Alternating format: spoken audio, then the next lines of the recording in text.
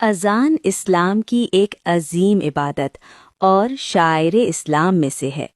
اذان سن کر اس کا جواب دینا بہت فضیلت رکھتا ہے، مگر فقہی اعتبار سے یہ جاننا ضروری ہے کہ کن صورتوں میں اذان کا جواب دینا لازم یعنی ضروری ہے اور کن صورتوں میں لازم نہیں بلکہ مستحب یا معاف ہے۔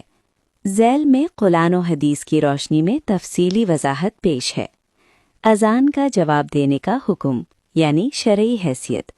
علماء کرام کے نزدیک اذان کا جواب دینا فرض یا واجب نہیں بلکہ سنت مؤکدہ یا مستحب عمل ہے۔ جان بوجھ کر ہمیشہ چھوڑ دینا محرومی کا سبب ہے مگر گناہ نہیں۔ قرآن مجید کی روشنی میں قرآن مجید میں اذان کے الفاظ دہرانے کا صریح حکم نہیں آیا، البتہ اذان کی عظمت اور نماز کی طرف بلانے کا ذکر موجود ہے۔ وَإِذَا نَادَيْتُمْ إِلَى الصَّلَاةِ اتَّخَذُوهَا هُزُوًا وَلَعِبًا سورۃ المائدہ 58۔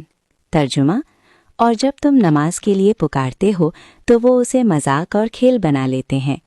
اس آیت سے معلوم ہوتا ہے کہ نماز کی پکار یعنی اذان ایک محترم عمل ہے جس کا ادب کرنا ایمان کا تقاضا ہے۔ احادیث مبارکہ کی روشنی میں 1. اذان کا جواب دینے کی فضیلت۔ حضرت ابو سعید خدری سے روایت ہے، نبی صلی اللہ علیہ وسلم نے فرمایا، جب تم اذان سنو تو وہی کہو جو مؤذن کہتا ہے۔ صحیح بخاری 611، صحیح مسلم 383۔ اس حدیث سے معلوم ہوا کہ اذان کا جواب دینا مسنون اور باعث اجر ہے۔ 2. اذان کے بعد دعا کی فضیلت۔ حضرت عبداللہ بن عمرو روایت کرتے ہیں، رسول اللہ صلی اللہ علیہ وسلم نے فرمایا، جب تم مؤذن کی اذان سنو تو اس کے کلمات دہراؤ، پھر مجھ پر درود بھیجو، پھر اللہ سے میرے لیے وسیلہ مانگو۔ صحیح مسلم 384۔ اس سے معلوم ہوا کہ اذان کا جواب دینا قبولیت دعا کا ذریعہ ہے۔ کن صورتوں میں اذان کا جواب دینا ضروری ہے یعنی مؤکد ہے؟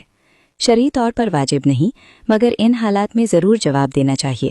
آدمی فارغ ہو، کوئی شرعی عذر نہ ہو، قرآن کی تلاوت نہ کر رہا ہو، درس یا خطبہ نہ سن رہا ہو، بیت الخلاء میں نہ ہو، کھانا نہ کھا رہا ہو، لقمہ منہ میں نہ ہو، اذان صاف سنائی دے رہی ہو۔ ان صورتوں میں جواب دینا سنت اور باعث ثواب ہے۔ کن صورتوں میں اذان کا جواب دینا ضروری نہیں؟ درج ذیل صورتوں میں اذان کا جواب دینا معاف ہے۔ 1. بیت الخلاء میں ہو، وہاں زبان سے ذکر مکروہ ہے، بعد میں دل میں یاد کر لے تو بہتر ہے۔ 2.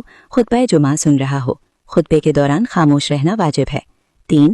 نماز میں ہو، نماز میں اذان کا جواب نہیں دیا جائے گا۔ 4.